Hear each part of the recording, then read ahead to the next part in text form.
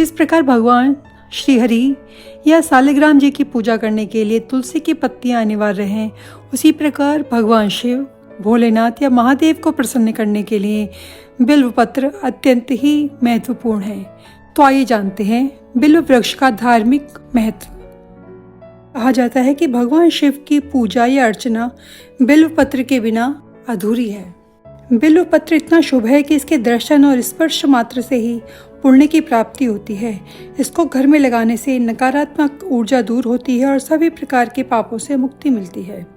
स्कंद पुराण में बिल्व वृक्ष की उत्पत्ति के संबंध में कहा गया है कि एक बार पार्वती ने अपने ललाट से पसीना पोंछकर फेंका, जिसकी कुछ बूंदें मंदार पर्वत पर गिरी, जिससे बिल्व वृक्ष उत्पन्न हुआ। इस वृक्ष की जड़ों में गिरजा, तने में माहेश्वरी, शाखाओं में दक्षयायनी, पत्तियों में पार्वती और फूलों में गौरी का वास माना जाता है। जब हम बिल्व पत्र की पत्तियां तोड़ते हैं तो उसके तोड़ने का मंत्र है, अमृतो उद्धव श्री वृक्ष महादेव प्रिय सदा गृहामि तब पत्राणि शिव पूजनार्थ मादरात। अर्थात अमृत से उत्पन्न सौंदर्य व ऐश्वर्य पूर्ण वृक्ष महादेव को हमेशा ही प्रिय है। भगवान शिव की पूजा के लिए हे वृक्ष, मैं तुम्हारे पत्ते तोड़ता हूँ। कुछ विशेष दिनों पर इसकी पत्तियों को तोड़ना वर्जित माना जाता है। सोमवार के दिन, चतुर्थी, अष्टमी, नवमी, चतुर्थी, चतुर्दशी और अमावस्या की तिथियों में और संक्रांति के पर्व पर। ऐसा माना जाता है कि बिल्व पत्र का पेड़ लगाने से वंश की वृद्धि होती है। इस वृक्ष के नीचे शिवलिंग बनाकर पूजा करने से सभी मनोकामनाओं की पूर्ति भी होती है। जिस स्थान पर बिल्व का वृक्ष होता है वह स्थान काशी तीर्थ के समान पूजनीय और पवित्र हो जाता है और इस वृक्ष को काटना पाप माना जाता है और वंश का नाश होता है। रविवार और द्वादशी तिथि पर बिल्व वृक्ष की पूजा करने का विशेष महत्व है। इस दिन पूजा करने से मनुष्य ब्रह्म हत्या जैसे महापाप से भी मुक्त हो जाता है और इसके प्रभाव से यश और सम्मान की भी प्राप्ति होती है। शिव पुराण में भी बेल की बड़ी ही महिमा बताई गई है।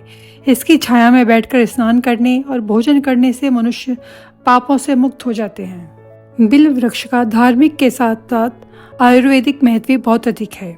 यदि किसी के विवाह में विलंब हो रहा है तो 108 बेलपत्र लेकर उन पर चंदन से राम लिखें और ओम नमः शिवाय कहते हुए शिवलिंग पर चढ़ाते जाएं।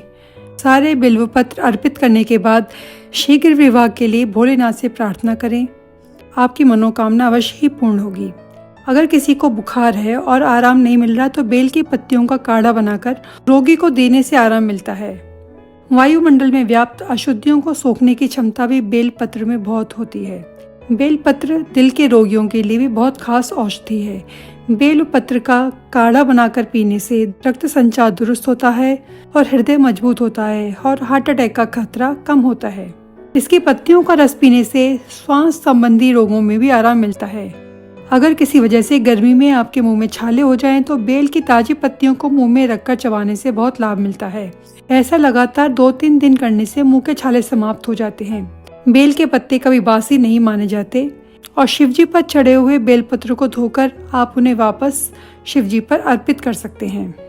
तो ये थे बेलपत्र के औषधीय गुण और बेलपत्र का धार्मिक महत्व तो आप सभी जानते हैं। आप भी अपने घर में बेलपत्र लगाएं और वातावरण को शुद्ध करें और भगवान शिव को प्रसन्न करने के लिए उसकी पूजा करें और अपनी मनोकामनाओं को पूर्ण करें।